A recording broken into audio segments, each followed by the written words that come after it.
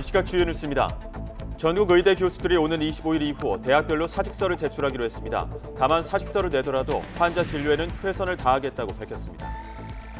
여야의 공천이 대부분 마무리된 가운데 막말 파문이 선거판을 뒤흔들고 있습니다.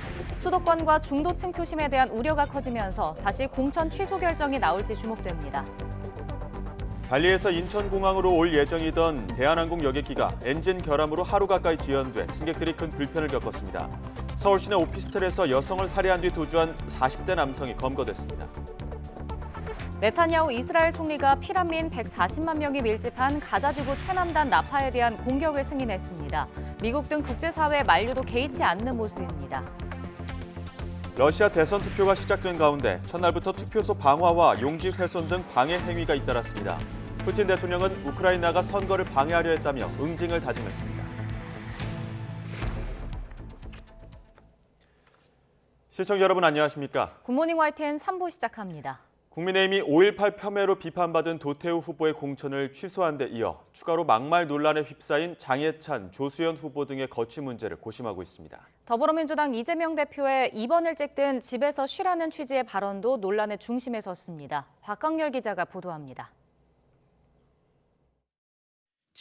난교, 서울 부산시민비아 등 과거 SNS 글로 물의를 빚은 국민의힘 부산 수영의 장해찬 후보가 두 번째 사과문을 올렸습니다. 철없던 20대 시절의 언행을 후회한다며 거듭 고개를 숙였습니다. 5.18 폄훼 발언으로 공천장을 반납하게 된 도태우 후보에 이어 추가로 막말 리스크를 해소해야 한다는 당 안팎의 목소리를 의식한 것으로 보입니다. 그런 행태 때문에 국민의힘 다른 후보들한테도 피해를 주는 거 아니겠습니까? 스스로도 빨리 결정을 하고요. 네. 당에서도 엄중한 조치를 빨리빨리 내려줘야 저는 당이 살지. 실제로 국민의힘 공천관리위는 장해찬 후보와 일제 옹호 논란에 휩싸인 조수연 후보 관련 문제를 진지하게 들여다보고 있습니다. 선거를 불과 20여일 앞두고 수도권과 중도층의 표심을 걱정할 수밖에 없기 때문입니다. 국민의 눈높이에 맞지 않는다고 하면 그 무게가 어느 정도 되는지 사과 발언과 같은 입장이 그 또한 국민의 눈높이에 맞는지 여부 등에 대해서 저희들이 살펴보고 있고요. 지도부 등 당내 의견을 좀 더 수렴한 뒤 공천 취소 여부 등을 판단할 것으로 보이는데 민주당 역시 비슷한 논란에서 자유롭지는 않습니다. DMZ 목발 경품 발언 등으로 비판받은 정봉주 전 의원의 공천을 전격 취소했지만 이번엔 이재명 대표의 살만하면 입원을 찍든지 집에서 쉬라는 말이 문제가 됐습니다. 정권 심판을 강조한 거란 이 대표 측 해명에도 여당은 국민 편가르기이자 투표 권리 무시라며 망언의 끝판왕이라고 맹공을 퍼부었습니다. 대한민국을 후진시키는 대단히 후진 생각이라고 생각합니다. 1번을 찍으실 분이든 2번을 찍으실 분이든 모두 꼭 투표에 참여해 주시라는 말씀을 드립니다. 친문 핵심 전해철 의원을 꺾고 본선에 오른 친명계 양문석 후보까지 막말 논란에 가세했습니다. 과거 칼럼에서 노무현 전 대통령을 불량품이라고 깎아내린 건데 이재명 대표는 즉답을 피했습니다. 양문석 후보가 노무현 전 대통령이 불량품이라는 발언을 했다는 게 지금 보도가 나왔는데 잊지 말고 행동에서 이 윤석열 정권의 무도한 폭정을 멈춰주시기를. 총선 승리를 위해 중도층으로 외연 확장이 어느 때보다 절실한 상황에서 이딴 설화가 표심에 악재로 작용하진 않을지 여야는 여론의 향배에 촉각을 곤두세우고 있습니다. YTN 박광열입니다. 더불어민주당 재심위원회가 서울 강북을 총선 후보 경선 과정에 부정 의혹이 있었다며 박용진 의원이 제기한 재심 신청을 기각했습니다. 당 재심위 관계자는 YTN과 통화해서 어제 비공개 회의에서 이 같은 결론을 내렸다고 밝혔습니다. 앞서 정봉주 전 의원과의 경선에서 패한 박 의원은 경선 과정에서 여론조사 사전 유출과 기획 등 불법 행위가 있었다며 재심을 신청했습니다. 이후 정 전 의원은 막말과 거짓 사과 논란으로 공천이 취소됐는데 당 지도부는 어젯밤 비공개 최고위원회의를 열어 서울 강북을에서 전략 경선을 치르기로 결정했습니다. 총선이 20여일 앞으로 다가온 가운데 최대의 승부처로 꼽히는 서울 한강벨트가 출렁이고 있습니다. 거대 양당이 앞세운 심판론에 지역별 특수성이 맞물리면서 선거 구도가 복잡해지고 있습니다. 보도에 나혜인 기자입니다. 여야가 서울 한강과 맞닿은 지역구에 힘을 쏟는 건 선거 때마다 다른 표심을 보여줬기 때문입니다. 4년 전 민주당은 강남 3구와 용산을 제외한 나머지 14곳을 휩쓸었지만 2년 뒤 대선에선 강서구를 뺀 모든 지역이 윤석열 후보의 손을 들어줬습니다. 48석이 걸린 서울의 전체 성적과도 직결된 한강벨트를 사수하기 위해 거대 양당은 심판론을 부각하고 있습니다. 2년 동안 이렇게 망가뜨린 거 여러분 용서할 수 있겠습니까? 반드시 투표해서 심판해 주십시오, 여러분. 정권 심판을 외치는 민주당은 경찰국 신설에 반대하다 징계받은 유사명 전 총경 등 현 정부와 각을 세운 인사들을 곳곳에 배치했습니다. 반면 국민의힘은 86그룹에서 전향한 함은경 후보와 민주당을 탈당한 김영주 의원 등을 앞세워 운동권과 방탄정치 심판으로 맞불을 놨습니다. 지금의 정치에 있어서 우리가 승리하는 건 대단히 중요하다고 생각합니다. 제가 자주 말하고 언론에 자주 말하는 더불어민주당 세력과 강하게 싸우는 이유입니다. 한강 주변 날카롭게 그어진 양당의 전선 사이엔 제3지대의 출사표도 쌓이고 있습니다. 과거 서울 동작갑에서 3선을 한 전병헌 전 의원은 이낙연 대표가 이끄는 새로운 미래와 손잡고 4선 도전에 나섰고 윤석열 정권의 오만한 폭주와 이재명 정당의 교만한 폭주, 윤명 패권 연대의 폭주를 깨버립시다. 녹색정의당 장혜영 의원과 개혁신당 허은하 수석대변인은 각각 서울 마포을과 영등포 갑에서 돌풍을 노리고 있습니다. 거대 양당이 팽팽하게 맞설수록 판세의 변수가 될 가능성이 큽니다. 마포를 때 아닌 운동권 싸움터로 만들려는 이들과 치열하게 싸우겠습니다. 옷만 바꿔 입었을 뿐이지 민주당 분들 두 분이서 후보를 내고 영등포 구민을 기만하고 있다. 4년 전 서울에서 가장 접전이 펼쳐진 지역은 대통령실이 자리 잡은 용산입니다. 여당 현역 권영세 의원은 당시 불과 890표 차이로 민주당 강태웅 후보를 꺾었는데 이번에도 다시 일전을 예고하고 있습니다. 이 밖에 서울 중구 성동을과 광진을 등 한강 인근 5개 지역구에선 5%포인트 미만의 격차로 승패가 갈렸습니다. 대진표가 확정된 만큼 남은 기간 여야의 총력전은 더 치열해질 것으로 보입니다. YTN 나인입니다. 조국혁신당이 조국 대표와 황운하 의원 등이 포함된 총선 비례대표 후보자 20명의 명단을 공개했습니다. 조국혁신당은 후보자 신청을 한 101명 가운데 도덕성과 전문성, 정체성, 총선 적합도 등을 기준으로 심사해 남성 10명과 여성 10명을 선정했다고 밝혔습니다. 남성 후보에는 신장식 당 대변인과 김준영 전 국립외교원장, 차규근 전 법무부 출입국 관리본부장 등이, 여성 후보에는 박은정 전 법무부 감찰 담당관과 정춘생 전 대통령 비서실 여성가족비서관, 가수 리아로 알려진 김재원 씨 등이 이름을 올렸습니다.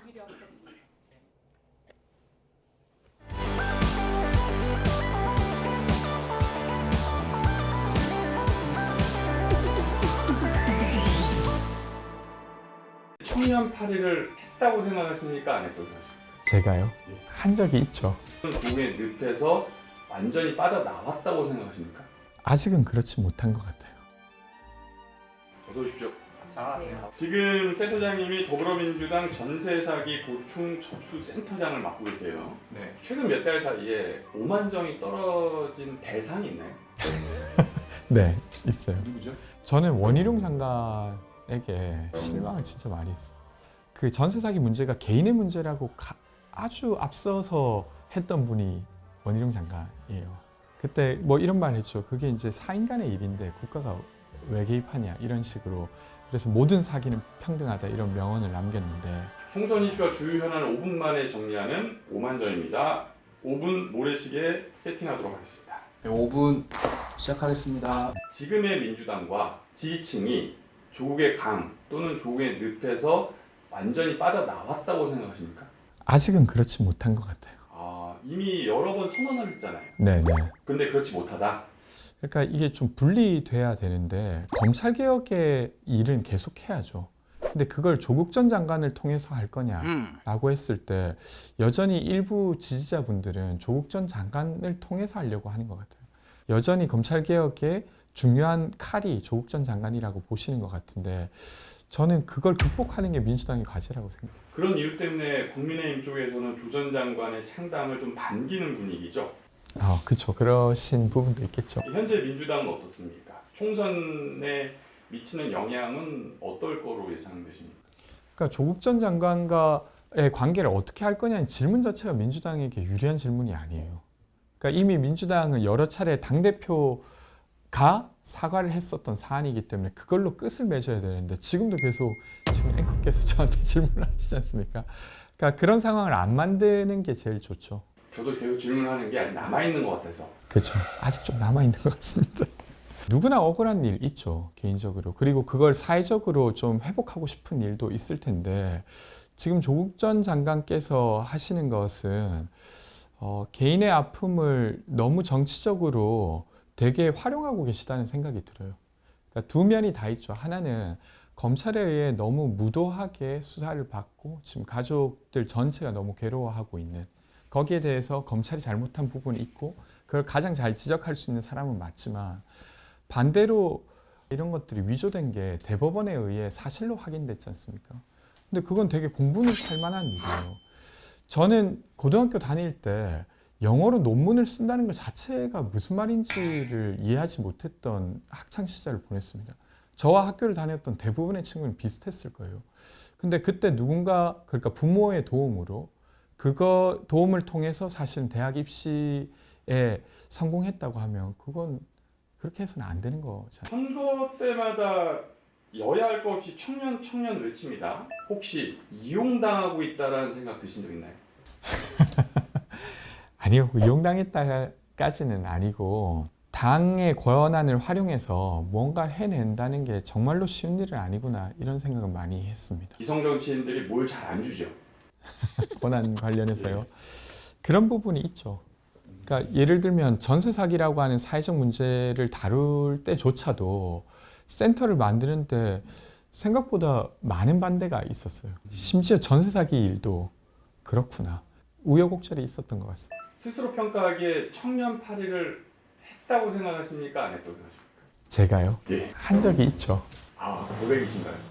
그러니까 아무래도 대선 때는 좀 더 그랬던 것 같아요. 저는 이게 뭐 꼭 청년파리까지는 아닌데 혹시 그거 기억나세요? 이재명은 씹는다 하면서 이재명을 뽑는다고요? 이재명은 씹는 겁니다. 근데 이제 그 정책을 제가 있었던 선대위에서 만들어낸 거였어요. 근데 그때 사실은 여러 가지 이슈가 있어요. 건강보험의 적용의 범위와 관련해서 정말로 탈모약을 우선에 두는 게 맞냐. 당시에 어떤 암 관련한 것들도 막 빠지는 상황이었어서. 근데 그때 그게 막 폭발적인 어떤 호응을 얻으니까 원래는 이제 정책 정합적으로 고민해야 될 것들을 말 안 하게 되더라고요. 그런 거는 이제 정치를 위해서 뭔가를 좀 후순위로 만들었던 일이고. 5분 끝났습니다. 마지막 질문이. 네. 센터장님 지금 보면 좀 변한 것 같아요라는 얘기 한 적 있습니까? 그렇게 있는데 근데 상대적으로는 여전히 좀 믿어주는 것 같아요. 그리고 되려 저한테 그런 위로의 말을 해요. 너 하고 싶은 말 다 못하지? 그러니까 알고 있다. 그러니까 일단 당선돼서 와라 뭐 이런 거. 알겠습니다. 여기까지입니다. 예, 네, 고맙습니다. 어떠셨어요? 제가 좀 해병대 최상병 사망사건 수사 외압 의혹의 핵심 피의자로 꼽히는 이종섭 신임 주 호주 대사가 자신의 출국을 둘러싼 논란에 대해 해명했습니다. 이 대사 측은 변호인을 통해 최근 통화 목록 등 수사 기밀이 유출된 것과 일부 언론이 억측성 보도를 하는 것에 대해 심각한 우려를 고위공직자범죄수사처에 전달했다며 필요하다면 언제든지 자신을 소환 조사해달라고 요청했다고 밝혔습니다.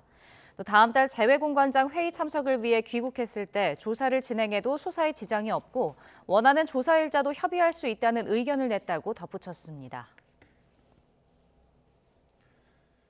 전국 의과대학 교수들이 오는 25일 이후 대학별로 사직서를 제출하기로 뜻을 모았습니다.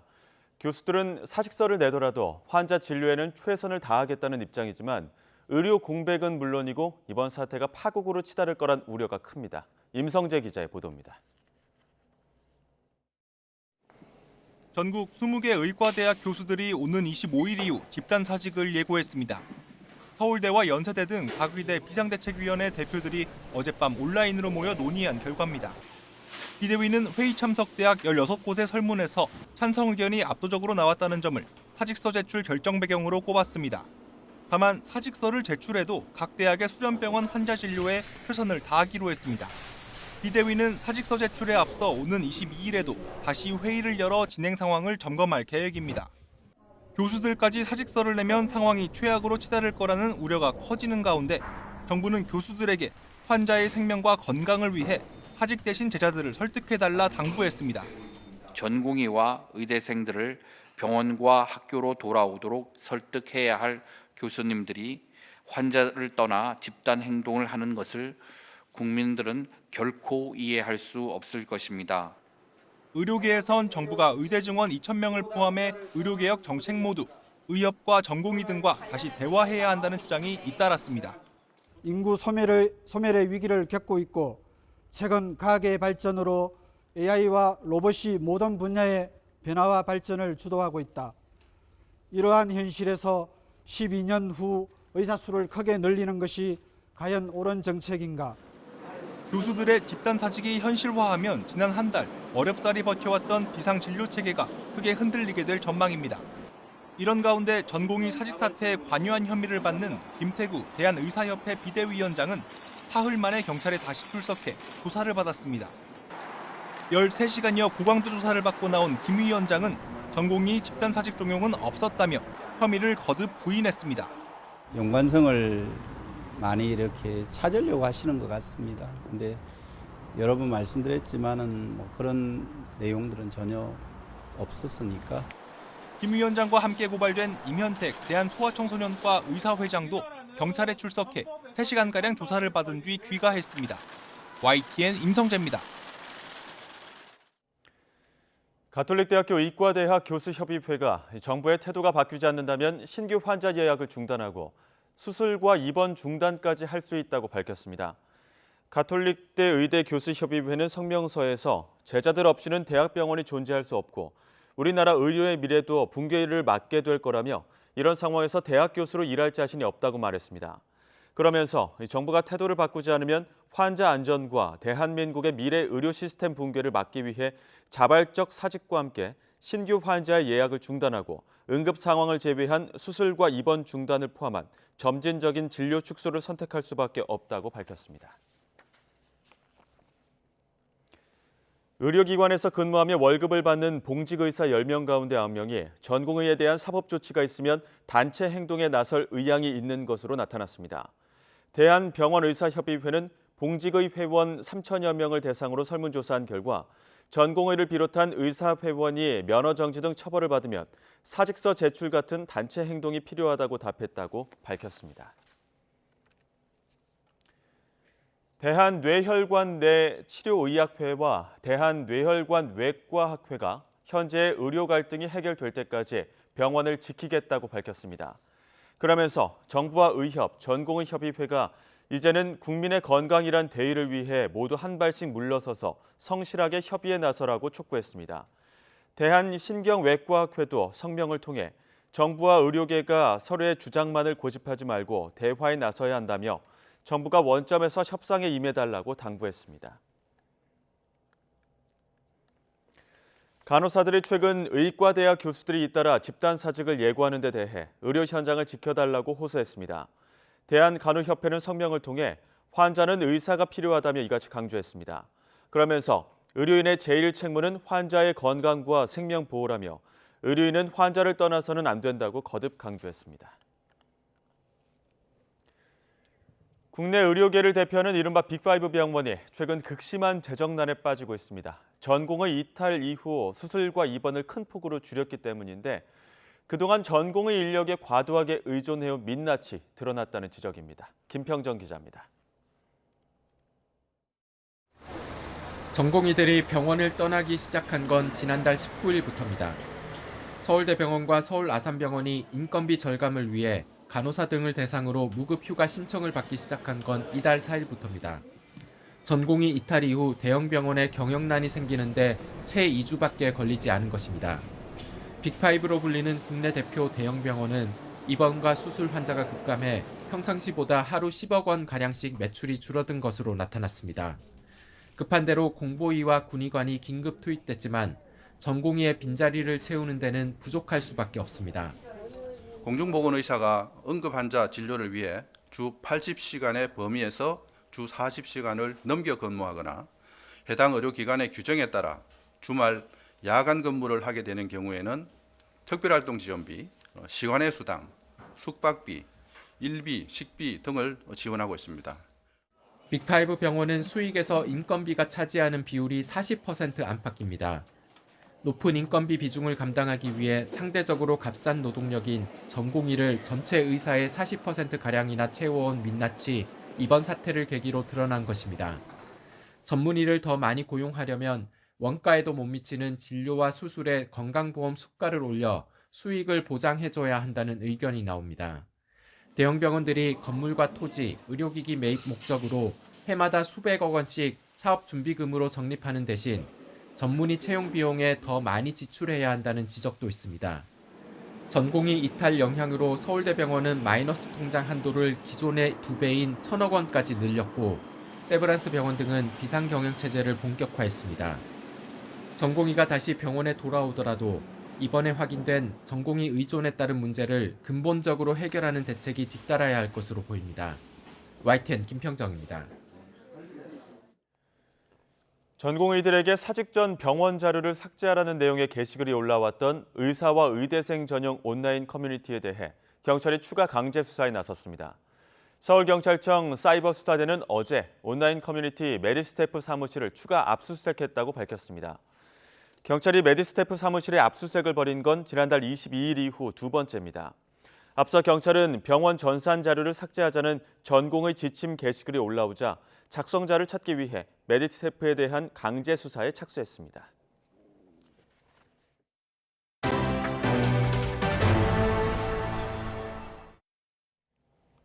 발리에서 인천공항으로 올 예정이던 대한항공 여객기가 기체 결함으로 하루 가까이 지연되면서 승객들이 큰 불편을 겪었습니다.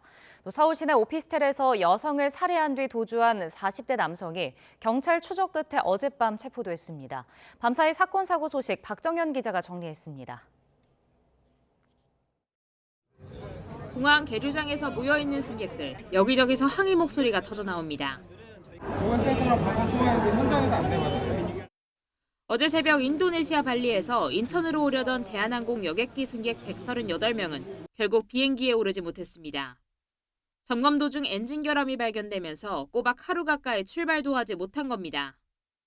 항공사 측은 예상보다 정비가 늦어지자 어제 오후 대체 항공편을 투입했지만 졸지에 발이 묶인 승객들은 밤새 비행기가 언제 뜰지만을 기다리며 발을 동동 굴렀습니다. 여기 계획이 다들 많이 깨졌어요, 지금. 애기가 아픈 사람도 있는데 병원 예약을 미뤄야 되고 음식이 안 맞아서 물만 마시는 사람도 있는데 어제 저녁 공항고속도로 영종대교 인근에선 차량 7대 추돌 사고가 발생했습니다. 사고로 5명이 다쳐 병원으로 옮겨졌지만 생명에 지장은 없는 상태로 전해졌습니다. 다만 한때 일부 차선이 통제되며 퇴근 시간 정체가 빚어졌습니다. 어젯밤 서울 진관동 오피스텔에서 20대 여성을 살해한 뒤 도주했던 40대 남성 용의자 A씨가 체포됐습니다. 그제 피해 여성과 며칠째 연락이 안 된다는 가족의 신고를 받은 경찰은 집안에서 여성의 시신을 발견했습니다. 질식사 소견 등을 바탕으로 타살을 의심한 경찰은 A씨를 용의자로 특정해 추적 끝에 어젯밤 10시 20분쯤 서울구로동 만화방에서 체포했습니다. A씨는 살인 등 전과가 있는 것으로 전해졌는데 경찰은 정확한 경위를 조사한 뒤 구속영장을 신청할 방침입니다. YTN 박정현입니다. 어제 오후 6시 10분쯤 충북 청주시 서원구 남이면에 있는 공장 창고에서 불이 났습니다. 다친 사람은 없었지만 신탄진역에서 오송역 사이 선로와 인접한 야산에 불이 옮겨 붙으면서 KTX 11개 열차와 SRT 3개 열차의 운행이 10에서 20분 동안 지연됐습니다. 코레일은 산불 발생으로 주변 상하선 열차에 즉각 대기 지시를 내렸고 상황이 종료된 뒤 운행을 재개했다고 설명했습니다. 오선이 확실시되는 푸틴 러시아 대통령이 우크라이나가 대통령 선거를 방해하려 했다면서 응징하겠다고 경고했습니다. 대통령 선거 첫날 러시아에서는 투표소 방화와 용지 훼손 등 방해 행위가 속출했습니다. 보도에 서봉국 기자입니다. 푸틴 대통령이 카메라를 향해 미소 짓는 가운데 투표에 성공하셨습니다라는 문구가 모니터에 표시되며 온라인 투표가 마무리됩니다. 화상 국가안보회의를 주재한 자리에서는 우크라이나가 접경지 주민들을 위협해 투표를 무산시키려 했다고 주장했습니다. 지난 10일부터 이뤄진 우크라이나 민병대 접경지 접근과 미사일 발사, 피해 상황을 열거하며 응징을 다짐했습니다. задумал и пытается осуществить ряд преступных демонстративных вооруженных акций. 이런 가운데 러시아 전역에서는 각종 투표 방해 행위가 벌어졌습니다. 모스크바 한 투표소에서는 신원을 알 수 없는 한 여성이 투표함에 방화를 했고 다른 투표소에서는 녹색 액체를 쏟아부어 투표용지가 훼손됐습니다. 상트페테르부르크에서는 선거 포스터에 화염병을 투척했다가 구금됐습니다. 이들은 선거 업무 방해 혐의로 당국 조사를 받을 예정인데 녹색 액체는 지난달 사망한 반정부 운동가 나발리가 과거에 당했던 테러를 연상시킨다는 추측도 나옵니다. 우크라군의 군사행동에 이어 러시아도 흑해에 접한 우크라이나 남부 항구 오데사를 미사일로 공습해 사상자가 속출했습니다. 전쟁 개전 이래 줄곧 표적이 된 곡물 수출 통로 오데사는 러시아 대선 첫날에도 비운을 피하지 못했습니다. YTN 서봉국입니다. 러시아 대선이 우리 시각으로 모레 새벽까지 이어지지만 푸틴 대통령의 당선은 확실시되고 있습니다. 우크라이나 전쟁을 계기로 북러 간 밀착이 강화되면서 푸틴 대통령이 대선 이후 이르면 올해 상반기 북러 정상회담을 위해 방북할 가능성이 크다는 전망입니다. 조수연 기자의 보도입니다. 지난해 9월 13일 러시아 보스토치니 우주기지에서 열린 북러 정상회담. 이 자리에서 김정은 위원장은 푸틴 대통령의 방북을 초청했습니다. 푸틴 대통령은 초청을 쾌히 수락하면서 로조 친선의 역사와 전통을 변함없이 이어갈 의지를 다시금 표명했습니다. 이후 10월 중순 라브로프 러시아 외무장관이 정상회담 후속 조치를 논의하기 위해 북한을 방문했고 이어 최선희 외무상이 지난 1월 러시아를 공식 방문했습니다. 양측 외교수장의 상호 방문에서 푸틴 대통령의 답방 시기도 조율된 것으로 관측됩니다. 러시아로서는 대선 국면의 일정 잡기는 부담스러웠지만 푸틴의 재선이 확실시되면서 대선 이후 이르면 올해 상반기 방북이 이루어질 가능성이 제기됩니다. 미국, 그다음에 미국의 추종 국가들과 대항하기 위함이라는 어떤 큰 메시지가 나올 것 같고요. 서로를 필요로 하는 사이이기 때문에 러시아 같은 경우에는 지금 우크라이나 전쟁에서 더 필요한 포탄이나 탄약을 지속적으로 지원받는 것이 필요하고 북한 같은 경우에는 구비하지 못한 군사기술을 확보하는 것이 중요하기 때문에 김정은 위원장은 국제사회로부터 핵 보유국으로 인정받으려 하고 있고 푸틴 대통령도 사실상 북한의 핵 보유를 용인하는 언급을 하면서 양측 간 군사협력은 한층 강화될 것으로 보입니다. 러시아는 부인하고 있지만 무기 지원 대가로 북한에 대한 식량과 에너지 공급 확대, 북러 접경 지역 현대화 사업 활성화 등이 이루어질 개연성도 큽니다. YTN 조수연입니다. 북한이 예년과 달리 이번 한미연합훈련 기간 미사일 발사 같은 도발을 하지 않고 침묵을 지켰습니다. 하지만 북한의 기조가 바뀌었다기보다는 주요 기념일이 집중된 다음 달 정찰위성 2호기 발사 같은 강력한 도발을 준비하는 과정일 수 있다는 해석이 나옵니다. 보도에 신현준 기자입니다. 북한은 그동안 한미연합훈련이 전쟁 연습이라며 강력 도발로 맞대응해왔습니다. 지난해엔 대륙간 탄도미사일 화성 17형과 잠수함 발사 순항미사일, 탄도미사일을 발사하며 긴장을 끌어올렸습니다.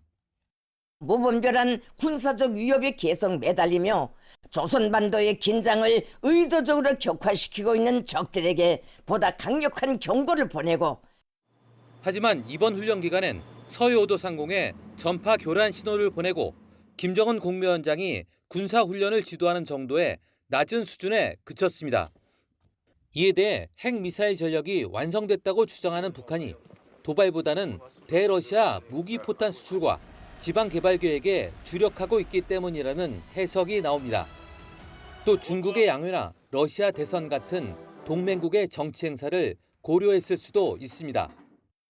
전략자산의 전개 수위가 이전보다 낮았을 가능성, 그에 따른 북한의 어떤 비례적 대응으로서 이전보다는 도발 수위가 낮았을 가능성이 높다. 하지만 북한의 이런 로키 행보는 오래가지 않을 거로 보입니다. 다음 달 김일성 주석의 생일과 김정은의 당 제1비서, 국방위원회 제1위원장 추대일 같은 북한의 대형 기념일이 집중돼 있기 때문입니다. 유력한 시나리오는 다음 달 초 우리 군의 정찰위성 2호기 발사에 맞서 북한도 두 번째 군사위성을 발사하는 겁니다. 동창리에서는 지난번 발사대보다 더 큰 발사장이 준공되고 있는 것으로 외신 보도에 나온 만큼 천리마 이 발사체 같은 경우는 아마 1보다 더 클 것이라고 추정이 되고 있습니다. 북한은 지난해 만리경 1호 발사에 성공한 이후 올해 정찰위성 3개를 추가로 발사하겠다고 예고했는데 정부는 북한의 정찰위성이 궤도만 돌 뿐 정찰 기능은 제대로 하지 못하는 것으로 판단하고 있습니다. YTN 신현주입니다. 베냐민 네타냐후 이스라엘 총리가 가자지구 최남단 도시 라파에서 이스라엘군의 작전 계획을 승인했다고 현재 일간지 타임스 오브 이스라엘이 보도했습니다. 이스라엘 총리실은 현지 시각 15일 전시 내각회의에서 네타냐후 총리가 이같이 결정했다며 이스라엘군은 라파에서 작전을 수행하고 민간인을 대피시킬 준비가 돼 있다고 밝혔습니다.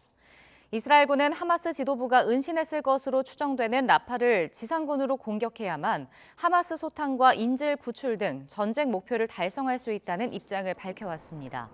그러나 미국을 비롯한 국제사회는 피난민 140만 명이 밀집한 라파를 공격할 경우 엄청난 민간인 피해가 예상된다며 이를 만류하고 있습니다. MZ세대의 놀이터로 불리는 팝업 스토어가 요즘 선풍적인 인기를 끌고 있는데요. 백화점뿐 아니라 성수동, 홍대 일대에서 유행처럼 번지고 있지만 부작용도 적지 않습니다. 김선희 기자가 취재했습니다. 서울 성수동 한복판에 자리한 팝업 스토어. 학생들과 직장인들로 북적입니다. 초콜릿 브랜드 50주년 기념 행사인 만큼 달콤한 초콜릿 음료와 디저트로 가득합니다. 팝업 스토어는 짧게는 3, 4일, 길게는 6개월 정도 여는 임시 매장이라 소비자들이 거는 기대감이 남다릅니다. 한정적인 기간에 열리는 거라서 빨리 와서 보고 싶은 마음도 들고 그래서 더 재미가 있는 것 같아요. 점심시간을 원래 1시간이잖아요. 여기다 할애할 만큼 그만 충분한 가치가 있다. 그렇게 생각을 했습니다. 이처럼 MZ세대의 놀이터가 된 팝업 스토어는 K-팝부터 패션, 인테리어까지 종류도 다양합니다. 백화점 업계는 이제 어떤 팝업을 유치하느냐가 사업 성패를 가르는 중요한 변수가 됐습니다. 실제로 팝업 스토어 운영에 성공한 신세계 강남점과 더현대 서울은 지난해 각각 거래액 3조 원과 매출 1조 원을 달성했습니다. 팝업 스토어는 집계 효과가 가장 뛰어난 마케팅 요소고요. 기존 백화점에서 보여주던 브랜드 외에 더 새롭고 고객들이 경험하고 즐길 수 있는 다양한 컨텐츠로 적용되고 있습니다. 팝업 스토어 성지로 떠오른 성수동은 한 달에 평균 30개가 넘는 매장이 문을 엽니다. MZ세대들이 SNS에 올리고 입소문이 나며 상권은 더 달아오르는 상황입니다. 그러다 보니 전문 부동산이 생기고 1년 사이 30% 넘게 오를 정도로 임대료가 천정부지로 치솟고 있습니다. 결국 주변 시세까지 영향을 미쳐 지역 상인들이 설 자리를 잃고 있습니다. 상가 건물도 임대차 보호법이 적용돼서 연 5% 이상 임대료를 올리지 못하도록 상한선을 두고 있습니다. 그러나 팝업 스토어는 현재 제외되어서 주변 상인들이 밖으로 밀려나고 있습니다. 경기 불황에 소비를 진작시킬 수 있는 팝업 스토어. 순기능이 있는 만큼 주변 상인들에게 피해가 가지 않도록 임대료 상한선을 만들어야 한다는 지적이 나오고 있습니다. YTN 김선희입니다. 넷플릭스 TV 시리즈 부문에서 글로벌 1위를 찍은 예능 피지컬 100이 시즌2로 돌아옵니다. 출연자 논란이 끊이지 않았던 시즌1과는 달라진 모습을 보일지 관심입니다. 김혜린 기자의 보도입니다.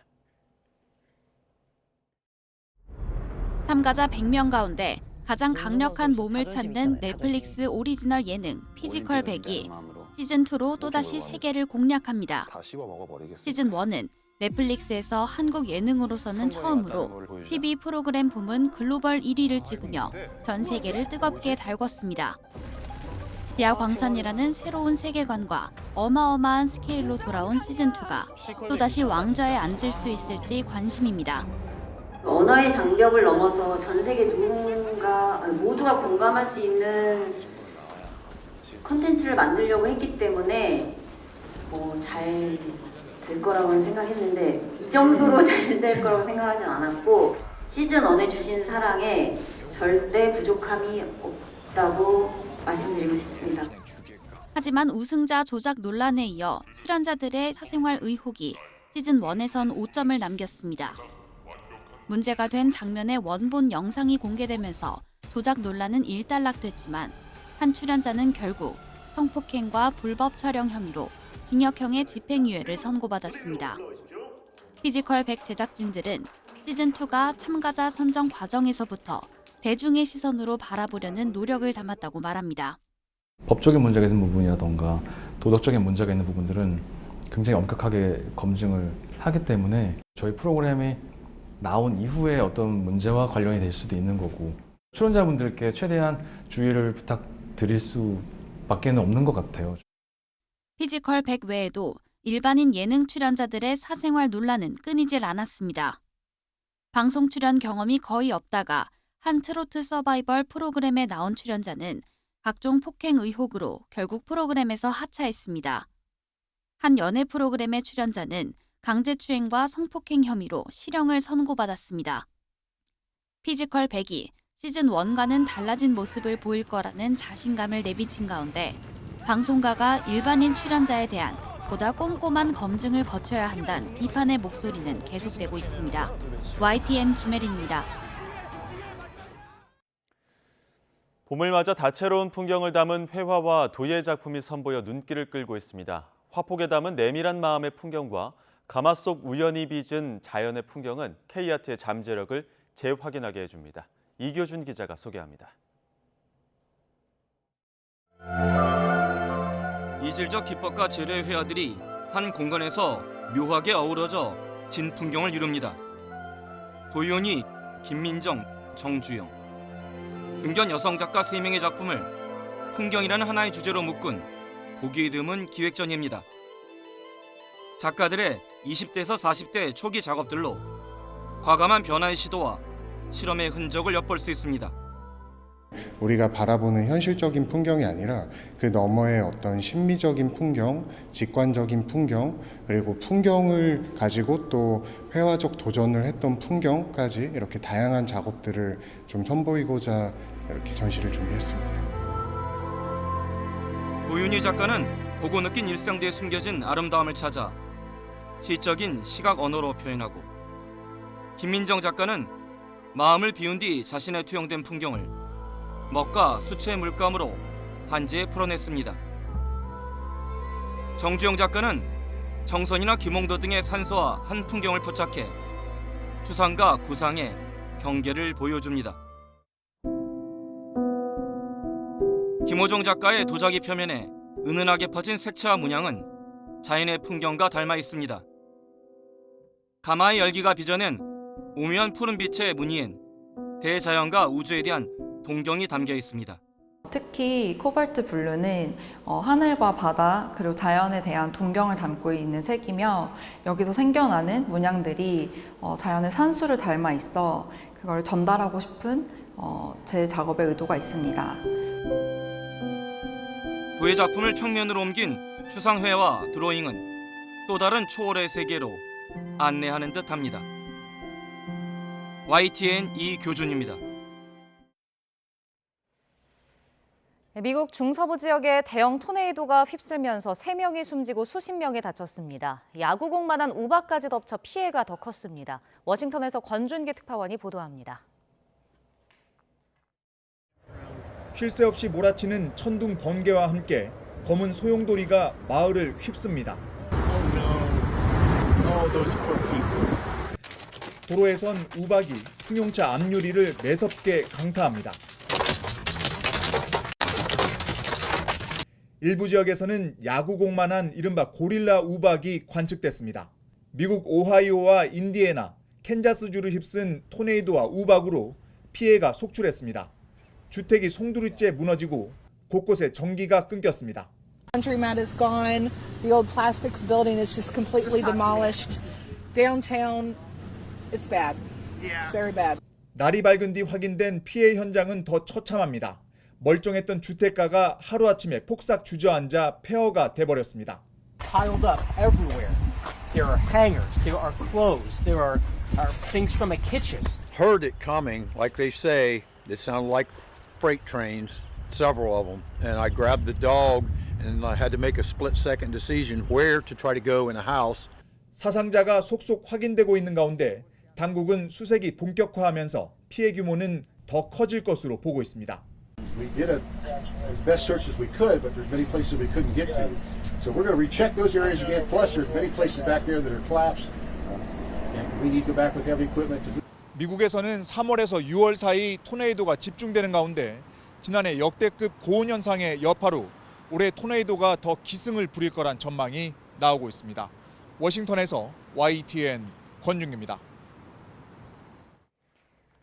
온난화가 계속되면서 전 세계적으로 매년 재난급 산불이 잇따르고 있습니다. 우리나라도 2100년에는 대형 산불이 지금보다 약 1.6배 증가할 거란 전망이 나왔습니다. 보도에 정혜윤 기자입니다. 지난달 말 미국 텍사스에서 발생한 역대 최대 규모의 산불입니다. 서울 면적의 7배가 넘는 지역이 잿더미로 변했습니다. 지난해 8월에는 하와이에서도 태풍이 몰고 온 강풍으로 대형 산불이 걷잡을 수 없이 확산하며 100명 넘는 사망자가 발생했습니다. 이 밖에도 그리스 산불과 캐나다 산불, 남미 칠레 산불 등 전 세계적으로 메가파이어로 불리는 초대형 산불이 속출하고 있습니다. 온난화가 원인으로 지목되는데 산림이 타면서 발생하는 이산화탄소가 다시 온난화를 부추기는 악순환이 반복되고 있습니다. 온난화는 다시 대형 산불이 발생하기 쉬운 조건으로 변하게 되고 대형 산불이 발생하고 이산화탄소가 배출이 되고 온난화 속도를 늦추지 못한다면 미래의 전망은 더 암울합니다. UNEP, 유엔 환경계획 보고서에 따르면 기후변화로 인해 전 세계 대형 산불은 1990년에서 2020년 대비 2030년에 14%, 2050년 30%, 2100년에는 50%가 증가할 것으로 전망됐습니다. 우리나라도 예외는 아닙니다. 지금과 같은 온난화 추세가 계속되면 1990년에서 2020년 대비 2040년엔 31%, 2050년엔 57%, 그리고 2100년에는 158%, 약 1.6배나 증가할 것으로 분석됐습니다. 전 세계 전망보다 더 심각합니다. 최근 5년 발생한 대형 산불 건수는 연평균 6.4건 정도입니다. 온난화가 이대로 진행될 경우 70년 뒤에는 대형 산불이 약 1.6배 늘어나 17건 정도가 발생할 수 있다는 걸 의미합니다. 한여름 장마와 집중호우, 태풍 기간 2달 정도를 제외하면 연중 대형 산불이 발생할 수 있다는 얘기가 됩니다. 산림당국도 이 같은 추세를 반영해 현재 2월부터 5월 15일까지로 돼 있는 봄철 산불 조심 기간을 확대하는 방안을 연구 중입니다. YTN 정혜윤입니다. 날씨는 우리 생활에서 매일 다른 모습으로 찾아옵니다. 신비로운 모습을 보여주기도 하지만 심각한 재해가 되기도 하는데요. 이 카메라에 포착된 날씨의 순간을 김민경 기자가 소개합니다.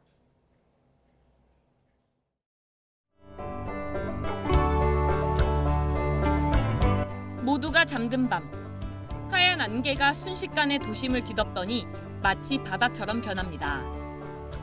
홀로 우뚝 솟은 마천루는 배의 길을 밝히는 등대를 연상하게 합니다. 자욱하게 피어오른 물안개는 신비로움을 넘어 몽환적인 분위기를 선사합니다. 잔잔한 호수의 한가운데서 쪽배를 타고 노를 젓는 어부의 모습은 한 폭의 그림 같습니다. 지난 겨울 사흘간 1m가량의 폭설이 쏟아졌던 한라산. 눈 덮인 백록담을 얼음 속에 갇힌 것처럼 보이게 잡은 사진이 눈길을 사로잡습니다. 드론으로 촬영한 사진은 색다른 시각을 우리에게 전해줍니다. 굽이굽이 이어진 고갯길의 설경은 영화 속 겨울왕국을 연상하게 합니다. 첫눈이 내린 날 나무 위에 피어난 하얀 눈꽃. 한 공간에 가을과 겨울, 두 계절이 공존하는 모습이 절묘하게 어우러집니다. 어두운 밤, 푸른 빛을 띤 파도가 해안가로 밀려옵니다. 온난화로 적조 현상이 만들어지면서 관찰된 야광충입니다. 야광충은 자체 발광 능력을 가지는 플랑크톤의 일종으로 수온이 높아지는 시기에 급증하는 특징을 가지고 있으며 우리나라에서 종종 관측되고 있습니다. 이틀 동안 200mm 안팎의 물폭탄이 쏟아지며 물에 잠긴 한강공원. 폭설로 마비된 도심 퇴근길. 분주한 제설 작업 등 자연이 남긴 상처의 모습도 고스란히 포착됐습니다. 날씨가 연출한 환상과 상처를 담은 사진들과 영상은 오는 3월 20일에서 28일까지는 정부 대전청사와 기상청 누리집에서, 3월 21일부터 나흘 동안은 대전 엑스포 시민광장에서도 만날 수 있습니다. YTN 김민경입니다.